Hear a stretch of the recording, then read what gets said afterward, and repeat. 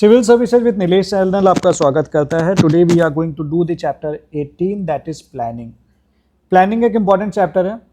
State pieces में तो बहुत ही सारे सवाल आते रहते हैं, हर साल आते हैं। यूपीएससी में भी आपको इससे सवाल देखने को मिल सकते हैं, तो it is important. Make sure that you watch this video till the end. ये हम कर रहे हैं इंडिया ईयर बुक की समरी से, this which is this, and हमने अभी तक चैप्टर 17 तक सारा कुछ कवर कर लिया। सो मेक श्योर दैट आप उन वीडियोस को देख लें। कंपाइलेशन भी हमने शेयर किया था, तो आप उस कंपाइलेशन को एज ए रिवीजन देख लीजिएगा, बाकी सारे वीडियोस को देख लीजिए, ताकि आप इंडिया ईयर बुक का जो भी नॉलेज है वो आपके पास रहे, और ज़रूरत पड़ने पर अगर यूपीएससी से सवाल बनाता है तो आप इसे कर पाएँ। 30+ मार्क्स के सवाल आपको 2024 में देखने को मिले थे, और 25 में भी कई सारे सवाल स्टेट इंडिया ईयर बुक से आए थे, तो इसे छोड़ना तो समझदारी नहीं होगी। दूसरी बात, लास्ट टाइम है, रिवीजन करना है, तो ये आपके लिए प्रीवियस क्वेश्चंस के शॉर्ट नोट्स के लिए है, तो दिस इज़ वेरी इंपॉर्टेंट, ये आपको काफ़ी ज़्यादा हेल्प कर सकती है। उसके अलावा जो ये शॉर्ट नोट्स हैं ये आपको काफ़ी ज़्यादा हेल्प करेंगे। एंड एनसीईआरटी के शॉर्ट नोट्स अगर आपने अपने खुद के नोट्स नहीं बना रखे हैं रिवीजन के लिए, तो ये आपको काफ़ी ज़्यादा हेल्प कर सकते हैं।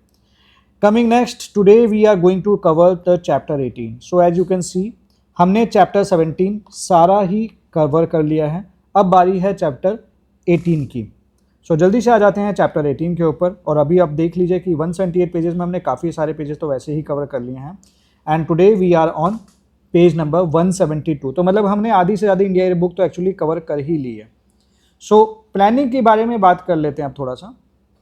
तो for the planning in India, planning का देखो पर्पस क्या होता है। कोई भी काम हम प्लान करके करते हैं तो क्या होता है, एक बेटर आउटपुट हमें मिलने के चांसेस होते हैं। तो कंट्री वाइज प्लानिंग की बात करें तो कंट्री में डेवलपमेंट को किस साइड लेके जाना है, क्या डेवलपमेंट का मॉडल होना चाहिए, कैसे कंट्री को डेवलप बनाना है, ये सारी चीज़ें गवर्नमेंट प्लान करती है।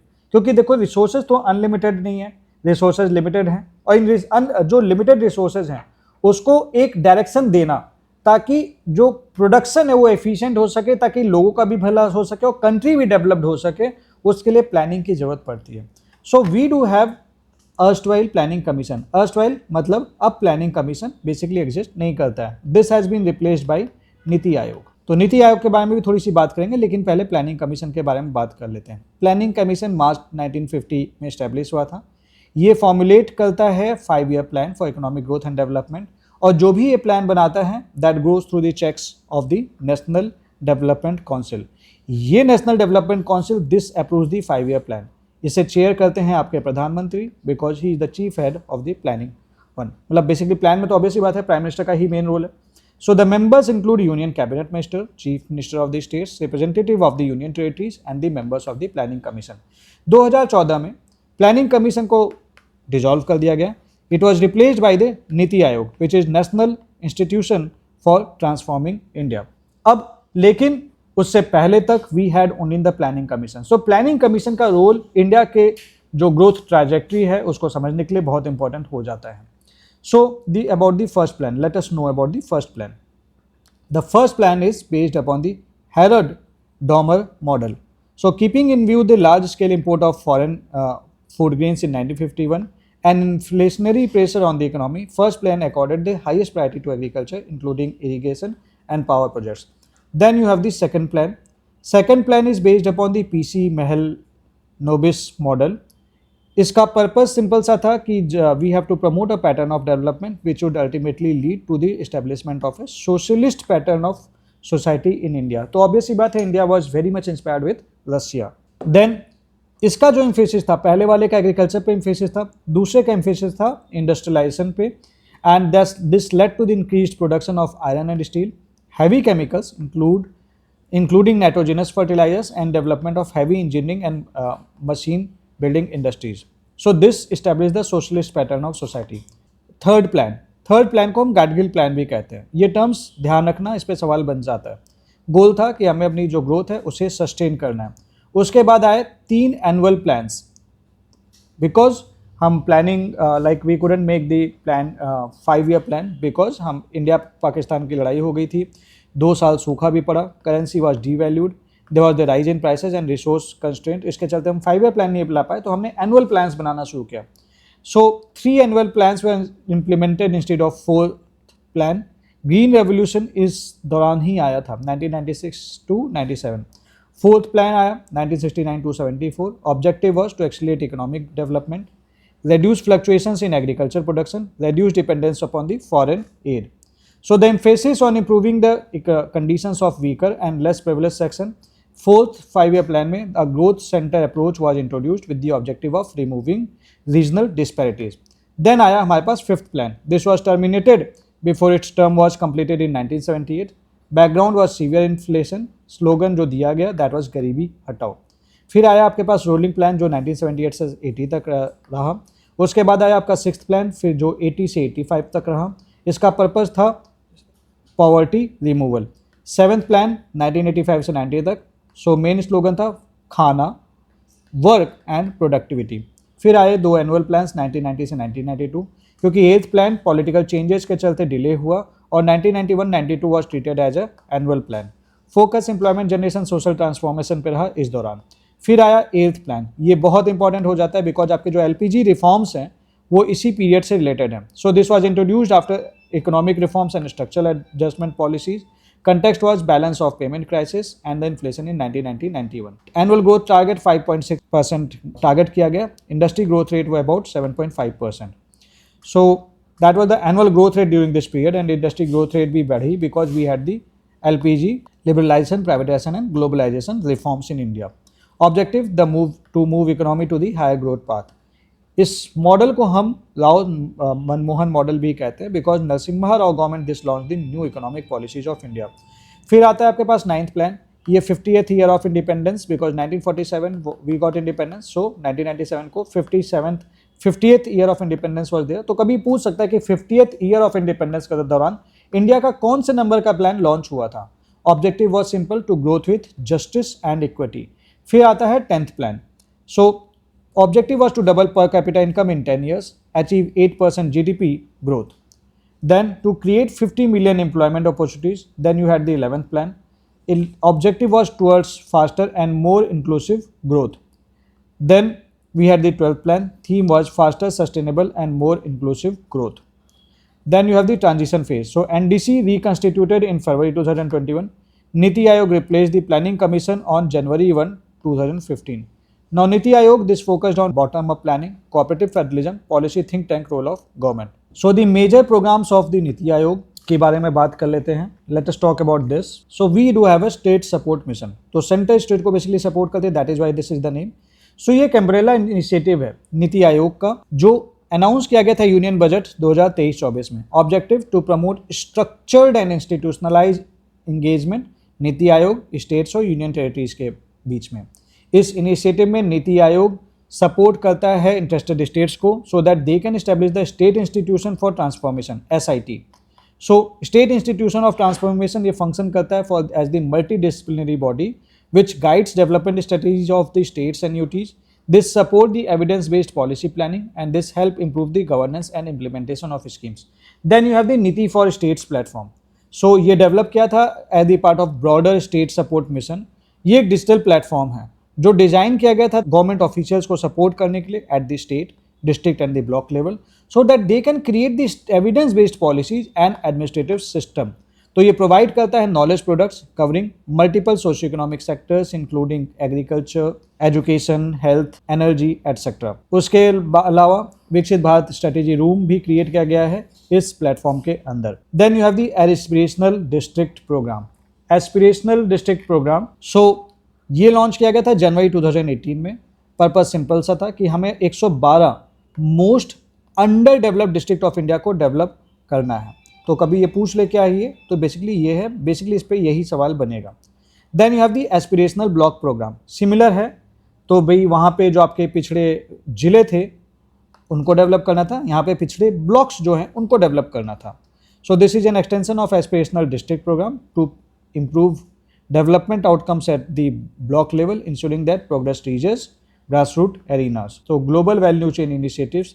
This has significantly transformed international trade and manufacturing in recent decades. So around 70% of the global trade, this is linked with the global value chains. So India participation in global value chain, this is currently low, but इसका एक high potential है growth के लिए. 2023-24 की अगर मैं बात करूँ तो National Institution for the Transforming India, this has launched a flagship initiative to promote manufacturing growth and increase India's participation in global value chain. What is the key objective? Simple सी बात है कि हमें इंडियाज़ के participation में जो भी barrier हैं, एनेबलर्स हैं, उसको आइडेंटिफाई करना है, डेफिनेटली रिकमेंड करना है स्ट्रेटेजीज वगैरह। फिर आते हैं आपके बारे में, like you have the city regional growth hub, G hub initiative. Cities in India देखो आपकी जो भी है, it has expanded organically and irregularly beyond municipal boundaries. So अब हमारे पास एग्लोमरेशन इकोनॉमीज़ हैं, तो इंपॉर्टेंट है कि हम जो अर्बन ग्रोथ है उसको गाइड करें strategically. So we do have a NITI Aayog जिसने लॉन्च किया है city regional growth hub initiative. Objective simple है, to promote the inclusive economic development of city regions, to develop cities as the mega growth hubs using a multi sectoral approach. So economic plans are prepared through a 5-stage process. Now the pilot regions selected based on the different economic sizes and geographical spread, like Mumbai mega city, Surat large city, Visakhapatnam large city, Varanasi mid city size city. So economic plans for Mumbai and Surat were launched in September 2024. Economic plans for Varanasi and Visakhapatnam finalization पे हैं, तो ये ध्यान रख लेना थोड़ा सा। Electric mobility के बारे में बात कर लेते हैं। तो प्रधानमंत्री प्राइम मिनिस्टर इलेक्ट्रिक बस सेवा स्कीम पीएम ई बस सेवा स्कीम 2023 में लॉन्च हुई थी। पर्पस सिंपल सा था, to increase bus services through employment of 10,000 electric buses under the public private partnership model. Then you have the Shunya campaign. So Shunya campaign क्या है? ये कॉर्पोरेट और कंज्यूमर फोकस्ड इनिशिएटिव है, 2017 में लॉन्च हुआ था bye the NITI Aayog. Objective simple सा था, to provide the adoption of electric vehicle for hail riding and delivery services to encourage the transition to zero pollution mobility. Then you have the e-Amrit portal. So e-Amrit portal ये एक accelerated e-mobility revolution for India's transportation portal। एक single platform पे आपको सारी information मिल जाती है about the electric vehicle. तो information provide करता है कि what is the adoption of electric vehicle, purchase guidelines etcetera. तो ये नीति आयोग के द्वारा डेवलप किया गया है in collaboration with the UK government. So ये यूके इंडिया रोड मैप 2030 का पार्ट है which was signed by the prime minister of India in UK. So अगर आपसे पूछते ई अमृत पोर्टल किस कंट्री के साथ मिलकर लॉन्च किया गया, that is UK. Then you have the India electric mobility index. तो ये लॉन्च हुआ था 4 अगस्त 2025 को नीति आयोग के द्वारा। सो ये एक टूल है to track benchmark progress of states and union territories in achieving electric mobility goals. So ये स्टेट और यूटी को इवेलुएट करता है on the scale of 0 to 100। ये 16 इंडिकेटर्स के ऊपर बेस्ड है which are grouped in under the 3 core themes. Transport electrification progress which measures demand side adoption of electric vehicles. Charging infrastructure readiness, this tracks development of charging infrastructure. Electric vehicle research and innovation status, this measures research and development ecosystem. Methanol economy के बारे में बात कर लेते हैं। Methanol economy में देखो methanol का रोल है। मिथेनॉल एक लो कार्बन फ्यूल है और हाइड्रोजन कैरियर है जो कि प्रोड्यूस किया जाता है from the highest coal, agriculture residue and the carbon dioxide from thermal power plants. ये इंडिया के कमिटमेंट को सपोर्ट करके जाहिर सी बात है, ग्रीन इकोनॉमी की बात हो रही है, इसीलिए मिथेनॉल इकोनॉमी की भी बात कर रहे हैं। So methanol economy, this was launched by economy program, this was launch by नीति आयोग, सो दैट हम ऑयल इम्पोर्ट के ऊपर जो डिपेंडेंस है उसे कम कर सकें, ग्रीन हाउस एमिशन को कम कर सकें और कोल रिजर्व्स और म्यूनिसिपल सॉलिड वेस्ट को मिथेनॉल में कन्वर्ट कर सकें। So it can replace petrol and diesel in road transport and the rail transport. अच्छा, एक बात और, अगर आपके मेंस के लिए आपको बहुत अच्छा सपोर्ट चाहिए और थीम वाइज बुकलेट्स चाहिए, so these are the books that you can look into. सारे क्वेश्चंस हमने 2013 से लेकर 25 तक प्रॉपरली अरेंज कर रखे हैं, थीम वाइज हैं, तो लास्ट ईयर टाइम पे मेंस के लिए आपको इधर उधर भटकने की जरूरत नहीं पड़ेगी। These books can actually help you. और इस तरह से अभी तक like this has been properly segregated, बहुत अच्छे सॉल्यूशंस मिलेंगे आपको इन बुक्स में। Coming next, then this are used in diesel generator sets, boilers, processing heating modules, tractors, commercial vehicles, cooking fuel. Benefit है like there is the blending of 15% methanol in gasoline. It can reduce gasoline import by at least 15%. This can reduce the greenhouse gas emission including particulate matter, nitrogen oxides and sulfur dioxide by 20%. Then it can generate about 5 million jobs in production, application and distribution. Blending 20% dimethyl ether with liquefied petroleum gas, it can save about 6,000 crore annually. Then you have the health and nutrition. So there is then target for the elimination of sickle cell anemia. कब तक करना है? 2047 तक, विकसित भारत वाला जो period है। तो गवर्नमेंट ऑफ इंडिया एलिमिनेट करना चाहती है सिकल सेल एनीमिया के लिए, क्योंकि आपको पता है जैसे आपके जो आरबीसी होते हैं, रेड ब्लड सेल्स होते हैं, वो राउंड शेप में होते हैं, तो उसका सिकल्स जैसा शेप हो जाता है, तो ये ऑक्सीजन को ठीक से कैरी नहीं कर पाते. So the target is screening of individuals up to 40 years of age, and this was announced in Union Budget 23-24. Then you have the Global Innovation Mission. So you have the Niti Aayog. This is the nodal organization for improving the India's rank in Global Innovation Index. So Niti Aayog promotes the policy interventions to enhance India's innovation potential. तो India की जो rank है, it improved from 81 in 2015 to 38 in 2025. Then you have the India Innovation Index. India Innovation Index, this provides a framework to evaluate innovation performance of all states and union territories. State and union territories, these are ranked based upon these scores reflecting innovation environment. Third edition of India's Innovation Index, this was released on 21 July 2022. Then you have the National Institution for Transforming India, Niti Aayog. This supports states and union territories in improving ranking, which help improve India's performance in Global Innovation Index. Then you have the National Multi-Dimensional Poverty Index, that is the National MPI. This is developed under the Global Indices for Reforms and Growth initiative of the Government of India. Now the National Institution for Transforming India, Niti Aayog, this developed the National Multi-Dimensional Poverty Index in collaboration with UNDP and Oxford poverty and health development initiative. तो ये poverty को major करता है using multiple डेप्रीवेशंस, ये आपको पता ही है, already आपने कई बार पढ़ रखा है. Then state with the highest reduction in the number of poor, NITI Aayog discussion paper के अकॉर्डिंग यूपी में सबसे ज़्यादा गरीब घटे हैं, then Bihar, then MP, then Rajasthan. Then you have the sustainable development goals India index, SDG India index 2023-24. This was the 4th edition, launch किया गया था नीति आयोग के द्वारा. ये मेजर करता है प्रोग्रेस स्टेट्स और यूटीज की towards the sustainable development goals. So this provides goal wise scores for this 16 sustainable development goals. NITI Aayog ये सपोर्ट करता है localisation of sustainable development goals with states and UTs. Then you have the Atal innovation mission. तो ये launch किया गया था नीति आयोग के द्वारा 2016 में. ये प्रमोट करता है इनोवेशन और एंटरप्रेन्योरशिप को, so that bye fostering a problem solving mindset in students and strengthening the entrepreneur ecosystem in universities and research institutions. So there are Atal labs for this, Atal labs. So this focus on developing problem solving mindset among students and build entrepreneur ecosystem in these areas. Then you have the, what are the component of Atal Innovation Mission? We have the Atal Tinkering Labs. ये innovative work space हैं work school में जो government of India sponsor करती है class 6 से 12 तक. Then you have the Atal incubation centres. ये business incubators हैं जो स्टार्टअप को प्रमोट करते हैं with mentorship, funding and technical support. Then you have the Atal community innovation centres. ये एंटरप्रेन्योरशिप एंड इनोवेशन को कंट्रोल करते हैं, इन प्रमोट करते हैं in under served and unserved region including tier 2 cities, tier 3 cities, aspirational district, tribal areas, hilly areas and coastal areas. So they provide the infrastructure and support ecosystem for innovation. Then you have the Atal New India Challenge. So Atal New India Challenge, this is a flagship program for Atal Innovation Mission. Objective is to promote the technology-based innovation addressing national and societal challenges. Focus, they support the innovation at prototype stage. Say they promote the funding and support during commercialization stage for 12 to 18 months. Financial support, funding up to 1 crore per startup. Then you have the Mentor India. What is this? Mentor India एक large mentor India initiative है अटल innovation mission के under में. तो कभी कभी पूछ लेते हैं ये किसके अंडर में है, तो ये गाइडेंस एंड मेंटरशिप प्रोवाइड करता है to innovators and entrepreneurs. Then you have the development monitoring and evaluation office. So development monitoring and evaluation office एक apex body and evaluation body है under the national innovation for transforming India.